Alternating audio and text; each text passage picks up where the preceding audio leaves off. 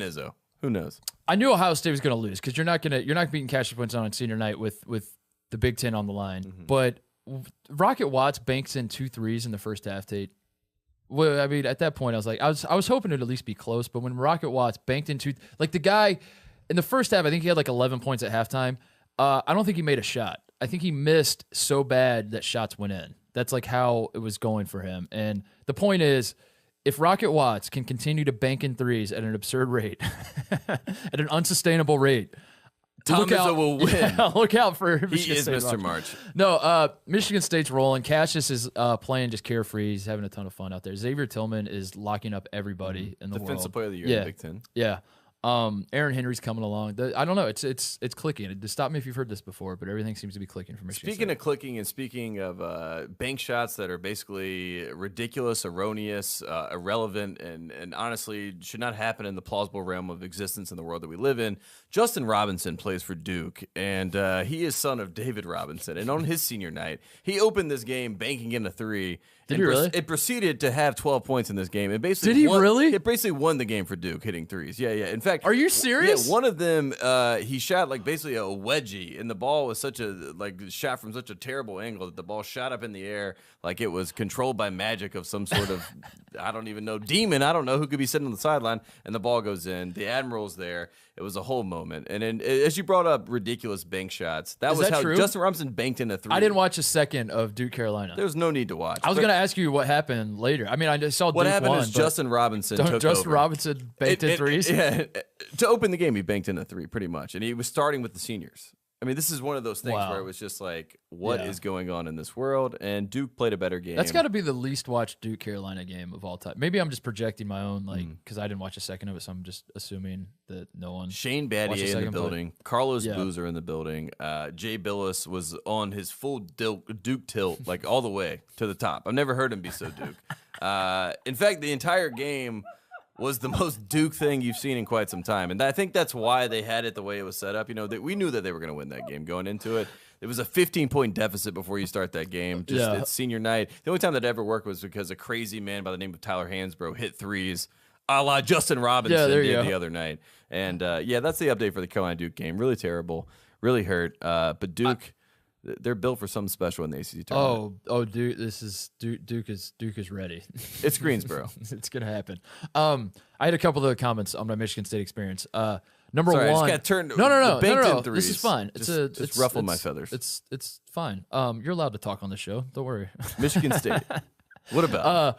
They hung a banner after they won the Big Ten. This is apparently something they do.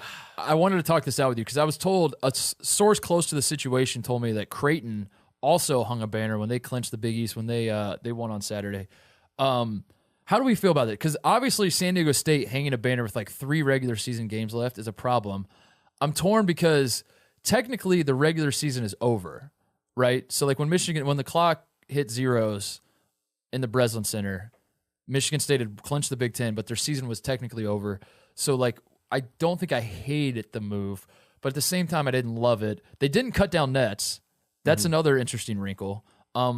So there's that as well to consider. And then there's also to consider the whole, like, are they celebrating too soon type thing. I've never seen a place like in love with one team as much as that arena, the fan base is, and with the 2000 national championship team. And rightfully so. It's the last Big Ten title that's been won. But I feel like Michigan State loves that title team a little too much. And it's like they have a whole shrine to it. They have like a video. They have like a statue. First of all, this horrendous looking statue of Tom Izzo is in like the concourse. It's the scariest thing I've ever seen in my life. It looks like a little troll. Like it's like I don't know who made that. It was like some art project that they let like an elementary school create a statue of the guy or what. But it was Stephen Izzo. Well, I looked this up. Stephen Izzo was born in 2000. I feel like there's some symmetry here, and this is his first year on the team, I believe. I feel like there's symmetry here. Where like I'm starting to talk myself into Michigan State winning the title. But anyway, they have this whole shrine to the team.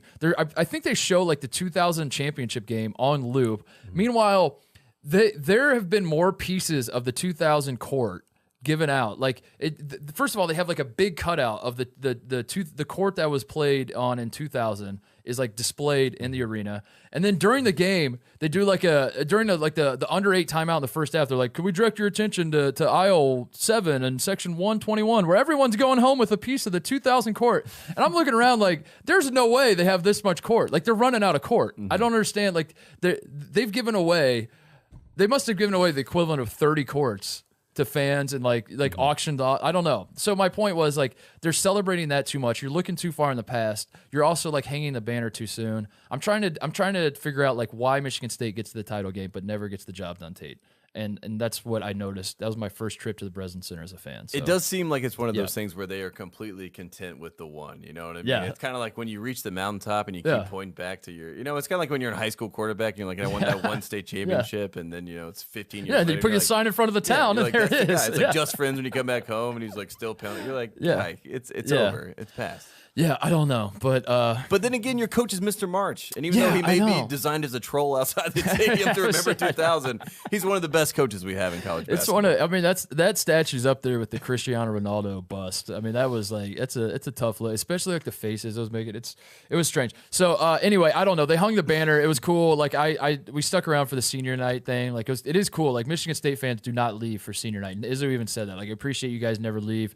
They try to make it like the best senior night experience in college basketball, and it was cool because they do it after the game. They do like the speeches and all that after, and none of the fans leave. And to be there for Cassius Winston's final game in Breslin Center, it was pretty cool. So to miss Justin Robinson's final game in the Cameron Indoor facility, that was pretty nice. Did I make the right decision to go to Dayton and to East Lansing and in the process give up watching the Duke Carolina game, watching Justin Robinson banking threes? I don't know. All right, Tate, let's get into it. Pac-12 update. What do you got for us? Well, here we are. So basically over the weekend, right, we had our final, well, at the end of last week, right, we had Mick Cronin on the show in our last broadcast, and Mick Cronin basically accepted the award of America's Sweetheart. He is the Meg Ryan of college basketball. Everyone loves Mick Cronin. They want a piece of that man. Yep. And, leading up to that, we had a showdown. We had, USC playing UCLA, and a buzzer beater happens. USC happens to win that game. Yeah. And America, you would think, would say, wait a second, did Meg Ryan get plastic surgery?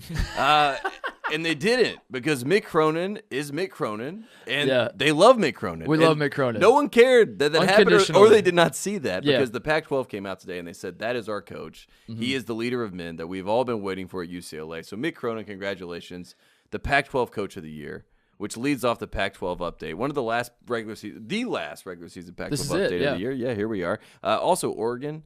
Everyone is back on Oregon. In fact, Steve Lavin, Coach Lavin, who was on the show, I was watching our quick hits of the day from Fox Sports at Fox CBB. He said, what did he say? The quack attack is he basically just used like every single like coined phrase for how you would describe Oregon in a sentence. But basically, Oregon's going to win. He went on the Mighty Ducks IMDb page and like the flying V in the quack attack is going to bring a tournament championship back to Eugene, Oregon. He's like, get your wings out. Like, he basically said everything. Ducks fly together.